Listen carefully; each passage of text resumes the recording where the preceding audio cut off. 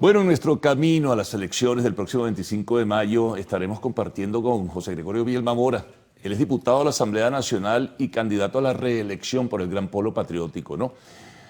Vas en lista nacional, José Gregorio, ¿no? Para tratar de ubicar a la gente y cómo es en el contexto la ubicación de la lista nacional. Y desde luego, bienvenido. ¿Qué te motiva a seguir en esto en el Poder Legislativo? Pues tú has ocupado cargos públicos, eres bien conocido por tu actuación en diversos organismos, pero particularmente, bueno, fuiste gobernador del Táchira también. Pero aparte de esto, ¿qué te motiva, te repito la pregunta, a seguir estando en el Poder Legislativo venezolano? Primero que hay que continuar una gran tarea que, como usted acaba de decir ahorita, lo mantiene un poder, se llama el Poder Legislativo, que contribuye a fortalecer la dinámica de la estructura del Estado.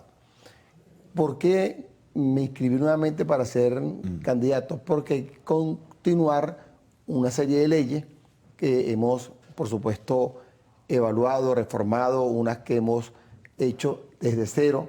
Tenemos aproximadamente 89 leyes que se está haciendo durante este periodo, que aún no ha concluido, y que hemos de fortalecer y dinamizar mucho. Cuando la gente habla de leyes, la gente cree que no, que en Venezuela hay un exceso de leyes. Es un mito que se ha dicho en Venezuela que no es real. Por ejemplo, yo siempre pongo un ejemplo de la ley del café, que estamos actualmente discutiendo, evaluando, porque hay una necesidad de la alta producción que hay en el país. Entonces, primero la gente dice, ¿para qué una ley del café? ¿O para qué una ley del cacao, de la caña de azúcar o de producción nacional? Entonces uno tiene que decirle, solamente en Colombia, en el tema del café, estamos hablando más de 100 leyes. El tema de... Imagínate, 100 leyes. Bueno, pero imagínate 100 leyes solamente del café. Pero si vamos, por ejemplo, para Ecuador, Centroamérica u otros países, vemos que las leyes del café son muchas, del cacao, de la caña de azúcar, del banano, de la producción, porque no solamente es una ley para manejarla dentro del mercado nacional, sino es una ley que favorece y son solicitadas para poder incursionar en el tema de la exportación, porque acá viene mucha gente a hablar con mucha facilidad de leyes, pero no entiende la estructura de la ley, los componentes, los reglamentos y la forma de poder hacerla. Ahora, la ley es para que se ejecute. Pero lo que pasa tal vez, José Gregorio, es que como es un país muy presidencialista, incluso la gente piensa que todo todo surge, todo lo coloca, todo lo pone, y no piensa que eso tiene que pasar por un poder legislativo. Por eso el poder legislativo a veces está en un plano secundario frente a la orientación y la figura presidencial. Bueno, pero esa es nuevamente una equivocación, porque tú no sabes... Claro, digo, habría que motivar más, explicar más a la gente. Estoy de acuerdo.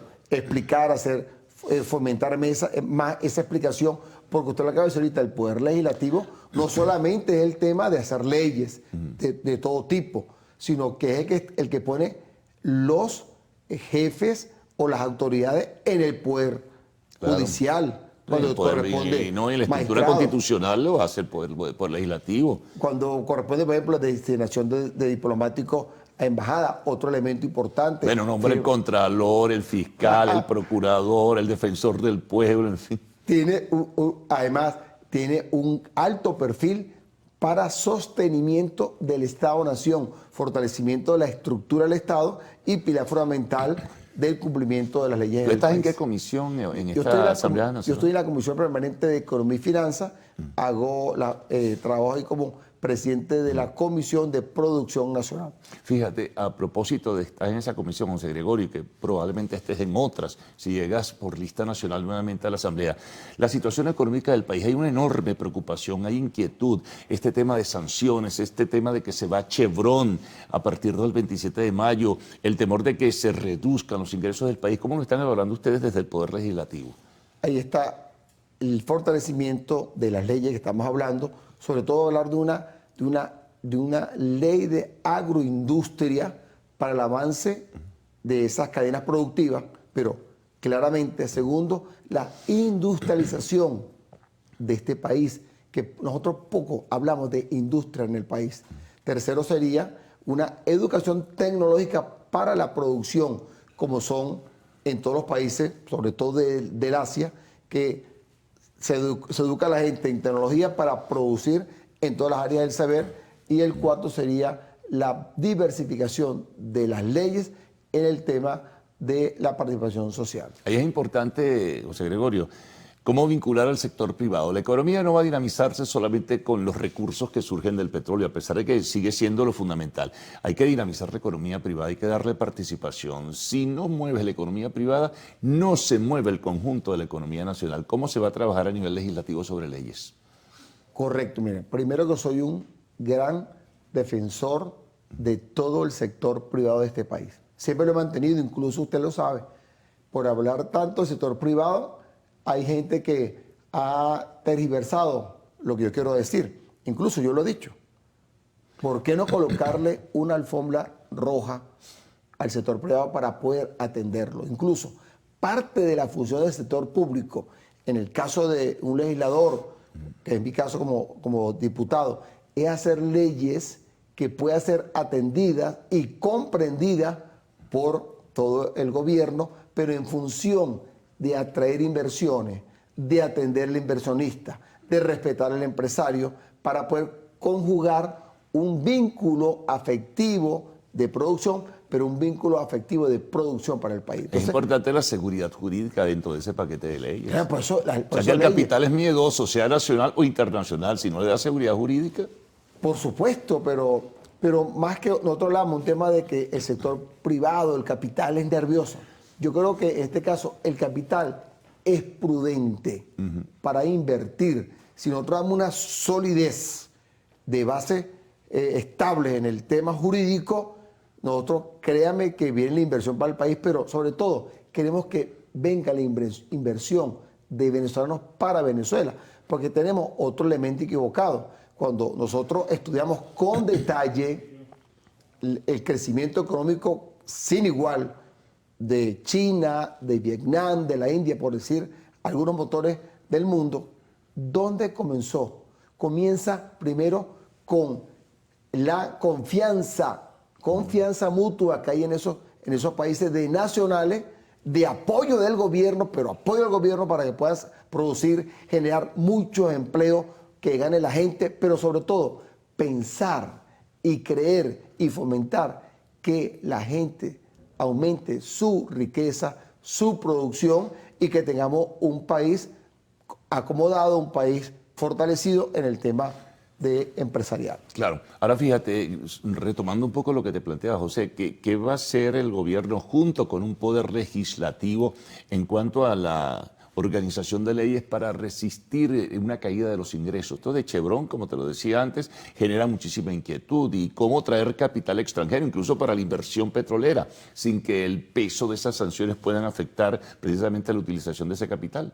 Bueno, todas las leyes que estamos nosotros evaluando en los códigos que el presidente quiere ahora fomentar para el nuevo proceso legislativo, es código para proteger nuestra industria, proteger nuestras empresas, proteger el sueldo y sobre todo los empleos de los trabajadores, pero en función de buscar otros países con nuevas inversiones. Por eso que el presidente está ahorita con mucha fuerza trabajando con Rusia, ese gran plan estratégico que el presidente acaba de firmar a 10 años. Es extraordinario, que el presidente Nicolás Maduro nos va a explicar cuando llegue. Segundo, ese vínculo, asociación de tecnología con la franja y la ruta con China es otro elemento muy importante. China es un fenómeno bien interesante desde el punto de vista económico, ¿no? A pesar, fíjate que se anunció incluso un entendimiento inicial con los Estados Unidos para bajar las tensiones sobre guerra comercial. Es decir,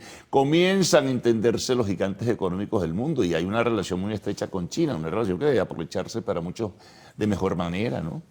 Nosotros estamos evaluando, preparando, incluso todo el país está sosteniendo una medida económica coercitiva unilaterales perversa contra el país. Usted lo sabe, no tengo que explicarle todo el daño en todas las áreas petroleras, energéticas, marítimas, aéreas, migratorias que el país ha sufrido, producto de una ansiedad por hacerse de los hidrocarburos, de la minería y de todas las fuentes naturales que tiene este país. Eso es lógico. Cuando usted ve cualquier conflicto, rompimiento de relaciones, tiene que ver con el tema económico, que es la perturbación que se le hace a la sociedad para debilitarla, someterla y por supuesto hacerle un daño perverso en el tema de la economía y de la producción la tecnología en el tema social.